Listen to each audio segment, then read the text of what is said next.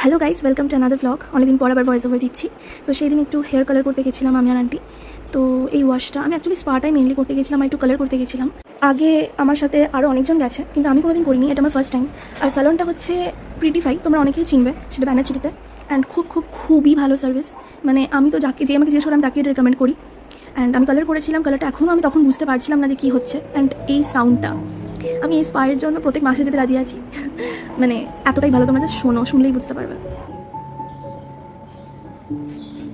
এত ফোন কেটেছি যে চার্জ শেষ হয়ে গেছে। লাস্টে দিদিকে বলে আমি একটু চার্জারটা দেবে, এই চার্জার লাগিয়ে ভিডিও করছিলাম। তো মানে এতটা আরাম লাগে স্পা করতে ওখানে গিয়ে, মানে I am like spell bound, আমার কিছু বলার নেই।